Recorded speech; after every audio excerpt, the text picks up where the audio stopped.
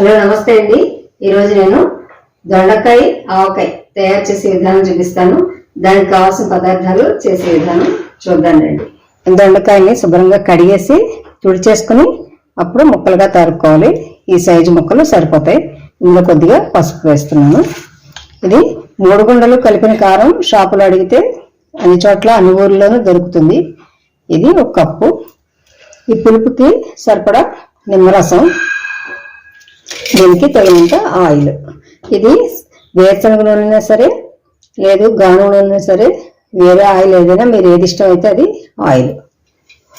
మనకి కారం అవైలబుల్గా లేదు, అర్జెంటుగా మనం ఇప్పటికిప్పుడు ఆవకాయ పెట్టుకోవాలనిపిస్తే కనుక కొంచెం మన ఇంట్లో ఆవాలు ఖచ్చితంగా ఉంటాయి కాబట్టి ఇది కొంచెం దానికి సరిపడా ఆవాలు మిక్సీ చేసుకుని పొడి చేసేసి దానికి తగినంత సాల్ట్, తగినంత కారం వేసేసుకుంటాం.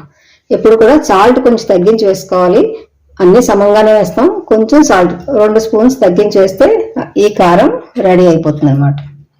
చాలా ఈజీగా స్పీడ్గా చేసుకునే కూరగాయ దొండకాయ ఆవకాయ.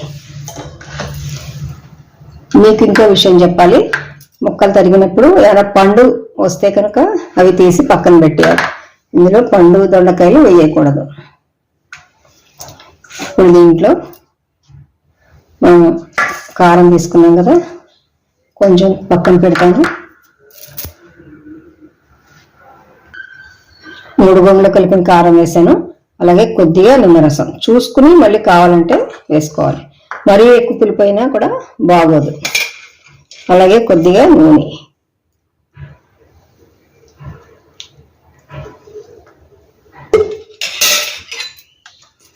దీన్ని పూర్తిగా బాగా మిక్స్ చేసేసుకుని పులుపు నూనె సరిపోయేదో చూసుకుని పక్కన పెట్టి మూత పెడితే మర్నాడు నుంచి వాడుకోవడానికి బాగుంటుంది. చేసిన రోజు బాగుండదు. ఈ కారం ఇందులో పట్టేస్తుంది. ఇది మొత్తం ఇలాగా మిక్స్ చేసేసుకోవాలి. మనం కారం నిమ్మరసం వేసేసాం, కొంచెం ఆయిల్ కూడా వేసుకున్నాం. ఇది బాగా కలపాలి. నేను ఇంకొంచెం ఆయిల్ వేస్తున్నాను. మొత్తం మిక్స్ చేసేస్తే ఇలా ఉంది. ఇందులో పైన కొద్దిగా ఆయిల్ వేసి అలా మూత పెట్టి పక్కన పెట్టేయాలి. ఇది 1 రోజు ఊరేక 2వ రోజు నుంచి వేసుకోవచ్చు అనమాట. దొండకాయలు పచ్చిగా తినలేం కాబట్టి వెంటనే వేసుకోవడానికి బాగుండదు. అదే దోస ఆవకాయ అయితే వెంటనే తినేస్తాం మనం ఆ రోజు నుంచే.